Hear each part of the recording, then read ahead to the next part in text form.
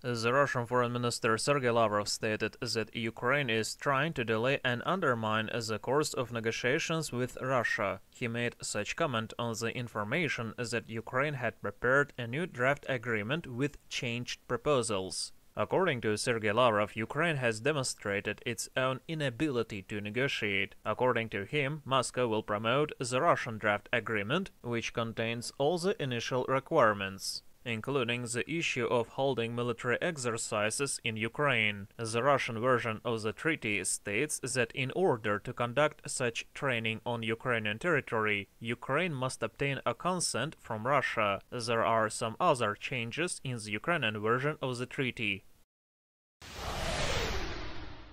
The DPR forces liberated the village of Sladkoe from the Ukrainian nationalists. The DPR forces continue their offensive. Over the past day, the DPR has been shelled by Ukraine 20 times. Mortars, artillery and MLRS were used during the attacks. The cities of Donetsk, Alexandrovka, Gorlovka, Yasinovate, Makeivka, Yelenovka and Dokuchaevsk were under fire. More than 30 civilians, including children, were injured. Earlier, the DPR representatives spoke about the situation in the city of Mariupol. The main battles in the city center are over. During the day, more than 500 residents were taken out from the city to the village of Bezemennoe. 100 people were evacuated from a local hospital who were held hostages by the Azov extremists.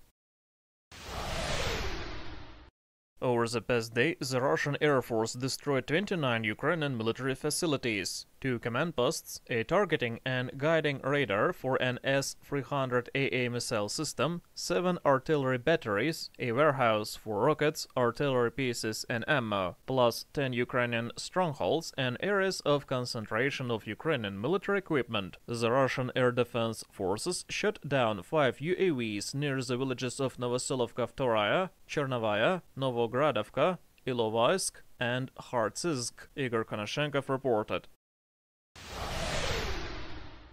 The president of Belarus, Alexander Lukashenko, stated that a special operation was carried out in Ukraine to free the captured Belarusian drivers. Alexander Lukashenko promised to answer differently if the remaining drivers won't be returned to their homeland. It was specified that 1,500 trucks driven by Belarusian drivers were arrested in Ukraine. According to Alexander Lukashenko, requests to release the drivers remained unanswered, which led to the special operation. On 7th of April, Alexander Lukashenko stated that the negotiations on the situation in Ukraine are impossible without Minsk. Earlier, he called on 3 Slavic peoples to sit down at the table and negotiate.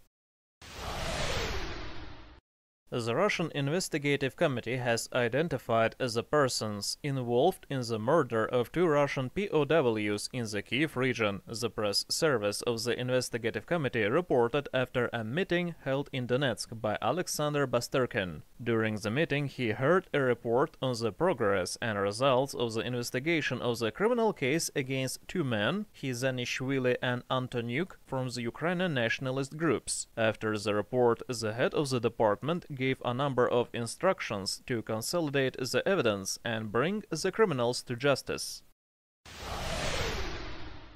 The supply of weapons to Ukraine from the USA won't contribute to the success in the negotiations between Moscow and Kiev, the press secretary of the Russian President Dmitry Peskov told today to the reporters while commenting on the US bill on the supply of weapons to Ukraine under a land lease. On 6th of April, the US Congress approved a bill on the supply of weapons to Ukraine under land lease in order to simplify the provision of military help to Kiev. The website of the Upper House of Congress noted that the document was adopted unanimously. To become a law, the project must receive the approval of members of the House of Representatives and a signature from Joe Biden. Konstantin Restsev, specially for the ONN News.